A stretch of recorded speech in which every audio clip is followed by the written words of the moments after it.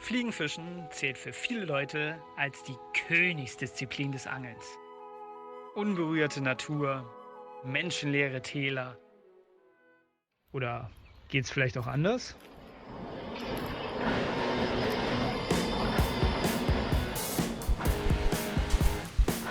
Krasser Fisch, Mann. Krasser Fisch. Geil, Mann. Alter, sind da viele Fische. Krass.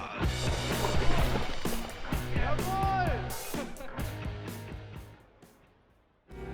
Moin Leute, es ist 6 Uhr und ich bin noch nicht so richtig fit, muss ich sagen. Ich mache mich jetzt auf den Weg nach Wuppertal, um an der Wupper zu fischen. Denn vor 2 Jahren hat mich Barbenfischen richtig angefixt. Dann hat Andreas mich eingeladen und gesagt, komm noch mal rüber.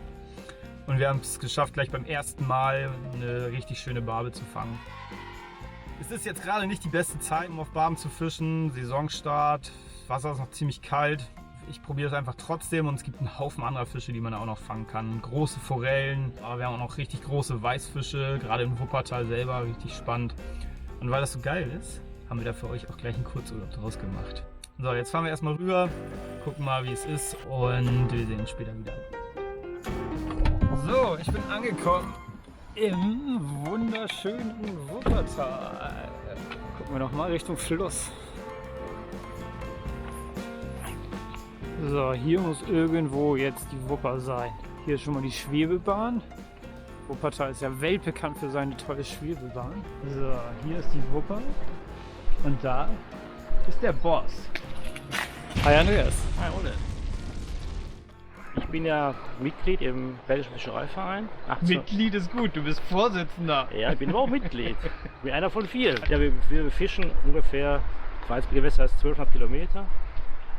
Mittler, normaler, kleiner Mittelgewichtsfluss. Hauptfischart ist, würde ich sagen, die Bachforelle, Esche, im unteren Teil auch Barbe, sehr gut sogar. Ein sehr hohes Nasenaufkommen haben wir auf jeden Fall. Wollen wir mal in den Fluss hüpfen und mal gucken, ob was geht? Klar, können wir, kein Problem.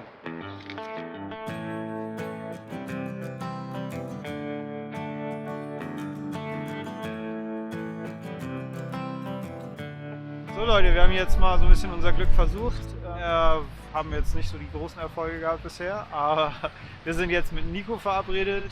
Mal gucken, vielleicht hat er noch einen heißen Tipp für uns. So, ich bin auf der Suche jetzt nach Nico. Da ist er ja auch schon. Nico ist unser Tackle-Dude und gleichzeitig auch Betreiber vom FFN Pro Shop. Alle Fragen, die wir zur Fliegenfischen-Ausrüstung haben, stellen wir immer an Nico. Hi Nico. Hi Ole. Ging schon was irgendwie bei dir? Bisher war es noch ziemlich zäh, aber ich bin ganz zuversichtlich, dass wir irgendwas ans Band kriegen. Also Cool. Saisonstart, irgendwas geht immer. Sehr gut, los geht's.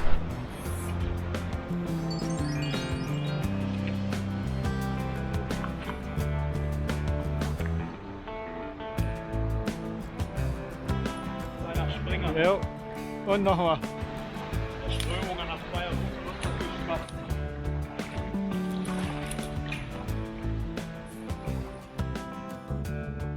Schöne kleine.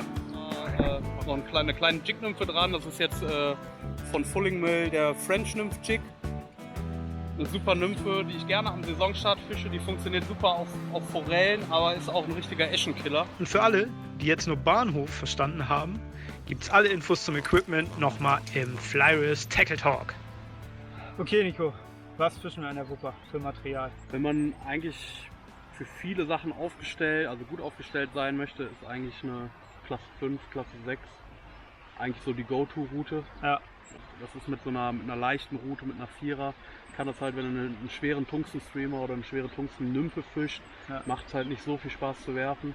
Deswegen bist du mit einer 5er oder einer 6er, je nachdem was du jetzt genau machen willst, eigentlich besser unterwegs. Super. Und dazu eine Schwimmschnur, oder? Auf jeden Fall. Im Grunde genommen haben wir aber so eine Durchschnittstiefe von so einem halben Meter, 70 Zentimeter würde ich sagen. Ja. Da reicht das vollkommen aus, wenn wir eine Floating fischen. Okay, dann brauchen wir ganz wichtig einen Kescher an der Wupper. Auf Das ist jeden nämlich Fall. Kescherpflicht, also ihr müsst immer einen Kescher dabei haben. Dann, was fischen wir für Fliegen? Wir hatten ja schon gesagt, Streamer kommen auf jeden Fall in Frage. Hier ganz heißer Tipp von Nico. Wie heißt sie noch? Das ist eine Black Snake. Das ist aus einem Kaninchen-Zonker. eigentlich so ein richtiger Geheimtipp. Ich fische schwarz immer am liebsten, die Wupper ist schön klar. Ja. Da brauchen wir jetzt nicht irgendwelche grellen Farben, da bist du mit schwarz immer super unterwegs. Ja. Okay, nymphentechnisch hatten wir auch schon irgendwie angesprochen, ne? Man muss weiter runter. Deswegen braucht ihr auf jeden Fall immer was ordentlich Beschwertes, im besten Fall Tungstenkopf. Farben schwarz geht hier ganz gut, schwarz-braun. Man sollte immer so ein paar, die sehen wir hier ja richtig schön, mit so einem kleinen Hotspot hinten haben. Gerne in Orange. Super wichtig ist halt echt, dass wir Tungsten vorne drauf haben. Wir haben hier tiefe Löcher drin und wenn du mit so einer leichten Messingperle da lang fischst, da kommst du nicht an den Fisch ran. Das ist fürs Flachwasser okay, aber für die Gumpen auf jeden Fall Tungsten nehmen. Und da stehen die dicken Fische, oder? Da stehen die dicken Fische. Gut, das klingt doch ganz gut. Vorfachmaterial? Wir vorhin schon mal, ne? Du hast super dünn gefischt. Ich fische sehr, sehr dünn gerne zum Saisonstart. Ich würde so einen 14er, 16er Vorfach, wenn er mit dem Streamer fischt, auch gerne 18er oder 20er nehmen. Dann würde ich sagen, wisst ihr jetzt alles. Wenn ihr noch irgendwelche weiteren Fragen habt, meldet euch bei Nico, das ist der Mann dafür. Den Link zum Shop hauen wir euch mal unten in die Videobeschreibung. Die Telefonnummer steht bei dir auf der Website. So wie ich Nico kenne, könnt ihr ihn auch jederzeit anrufen und auf jeden Fall jede Frage zu Tackle loswerden. Und es gibt keine dumme Fragen, nur dumme Antworten und die gibt es bei mir immer gratis. Sehr gut. Gut, dann würde ich sagen, stürzen wir uns nochmal ins Wasser, oder? Auf jeden Fall. Weiter geht's. Sag mal, Nico, warum fischen wir eigentlich in der Stadt? Die Wupper hat doch landschaftlich viel schönere Abschnitte. Ich sag mal, die Stadtforellen sind auch in der Regel jetzt schon gut genährt. Ne? Ich meine, man schmeißt halt gerne mal jemand seine Pommes raus, ne? Die bekannt gute alte Pommesforelle. Rot-Weiß. Ne? Rot-Weiß, genau. Oder anderes Zeug. Die sind hier schon richtig gut im Futter und die fressen halt zum Saisonstart. Je länger wir reingehen in die Saison, desto schwieriger wird es dann. Deswegen Saisonstart ist in der Stadt immer heiß.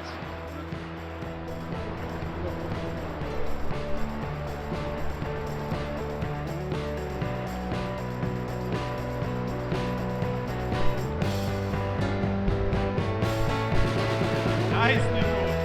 Gerade die Kamera angemacht. Ein winziger Fisch. Ich stehe schon mal fest. Das ist richtig schön rum auf jeden Fall. Nur nicht runtergehen. Schön hier oben. Wenn runtergeht, habe ich verloren. Hallo!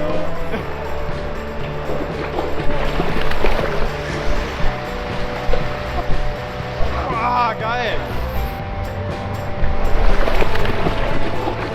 Jawohl! Hammer, Nico, geil! Yeah! Das ist ein Saisonauftaktfisch, wie wir den haben wollen. Jawohl, ey! Obergeil, obergeil!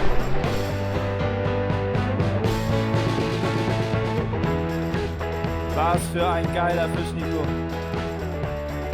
Eine schöne Forelle. Richtig schöne Wupper-Bachforelle.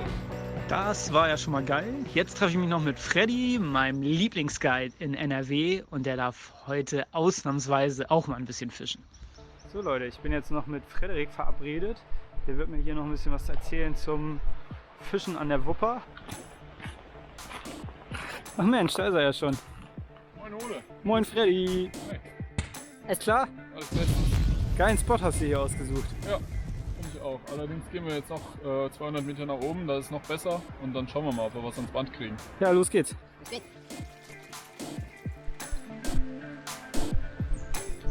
Ja, was nehmen wir denn? Am Anfang der Saison stehen die Fische tief. Und genau da müssen wir fischen. Weil es den Fischen noch schön kalt ist. Nach dem Laichgeschäft sind die noch sehr faul. Und im Tiefen ist wärmer oder was? Nee, aber da brauchen sie nicht so viel Energie, als wenn sie sich mitten in die Strömung reinstellen. Schwebebahn. Schwebebahn ist geil, oder? Weil zieht euch das mal rein, die fällt hier direkt wieder. Jetzt wollte ich eigentlich ein paar interessante Sachen zur Schwebebahn erzählen. Check nur leider nicht, dass man mich überhaupt nicht hört. Und verpasst dann dabei auch noch das Wichtigste. Das kann nicht sein. Die Schwebebahn ist der bissauslösende Faktor, würde ich sagen, oder? Ist das wirklich ein Fisch? Ja. Alter, der sieht ganz gut aus. Ja, ich glaube, es ist ein Katalog.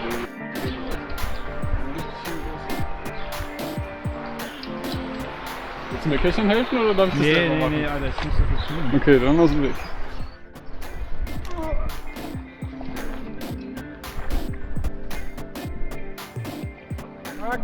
Yeah! Fetter Döse. Ja. Krass, ey, richtig fetter Döbel. Okay, hier ist die Nymphe, die es gebracht hat. Schön schwer und auffällig. 4 mm Tungstenperle. Schön ein bisschen Farbe dran, das ist ganz wichtig am Anfang der Saison. Aha. Und das ist der Fisch. Ole, der wiegt fast mehr als du. Oh, der wiegt auf jeden Fall mehr als ich. Da ist das Ding. Nice! Krasser Fisch, Mann. Krasser Fisch.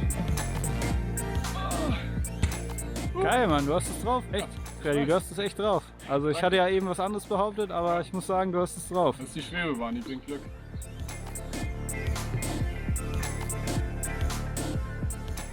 Also Ole, wir fischen jetzt da vorne die Steine. Wir können uns an den Steinen immer ganz gut orientieren. Wir sehen ja, wie da die Wasserstruktur an der Oberfläche auch ein bisschen anders aussieht. Die Strömung drückt das Wasser da vorne rechts um den hinteren Stein rum. Ja. Und da entsteht so eine Kehrströmung, wo es für die Fische sehr entspannt ist, sich aufzuhalten. Und Nahrung wird natürlich auch zuhauf da sein. Deshalb probieren wir es da jetzt mal.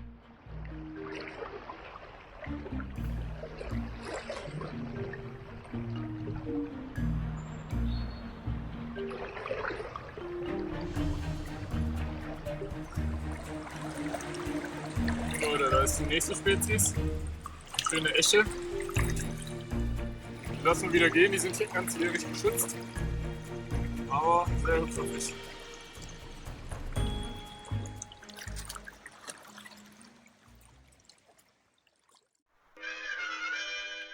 Eigentlich bin ich ja an die Wupper gefahren, um hier eine Barbe zu fangen. Freddy hat mir aber klar gemacht, das ist gerade nicht die richtige Zeit. Er hatte aber eine bessere Idee. Deswegen gucken wir jetzt einfach mal, was wir sonst noch so für Fische fangen können. Alter Freddy, sind da viele Fische.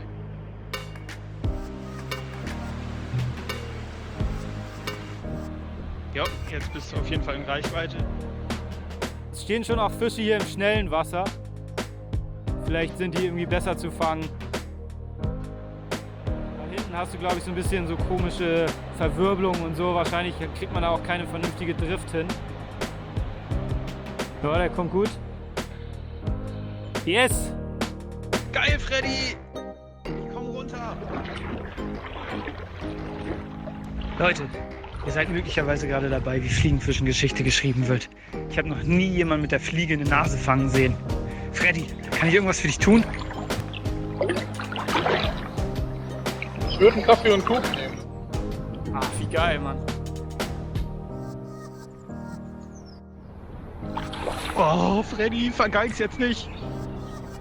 Bad Nose Day, Alter. Ich hab Bad Nose Day. Petri, Freddy. Yes! Sauber! Nice. Ist wirklich eine Nase, oder was? Super geil. Zeig mal her, Mann. Krass. Das ist also eine Nase. Man fragt sich warum. Genau, und diese Punkte da am Kopf, das ist Schleichausschlag. Das hat Freddy auch. Krasser Fisch, Freddy, Mann. Ich muss nochmal sagen, du hast es drauf. Danke. Nett von dir zu hören. So Leute, das war's mit unserem kleinen Freddy hier. Er kann jetzt wieder in sein Loch. Ich fahr jetzt noch rüber was essen. Ja. War eine runde Sache, oder? Ja, war ganz gut. Ein paar Salmoniden, ein paar Nicht-Salmoniden. Will uns nicht beschweren. Wenn ihr Bock habt, hier mal zu fischen, dann guckt doch mal bei uns auf der Webseite. Und Freddy ist natürlich der Guide. So sieht's aus. Der zeigt euch, was hier geht und wie man es macht und so. Genau, wenn ich es Ole beibringen könnte, kann ich es auch euch beibringen. Freddy, bis bald. Ole, wir sehen uns. Hau rein. Ja. Tschüss. Tschüss. Aber gut hier.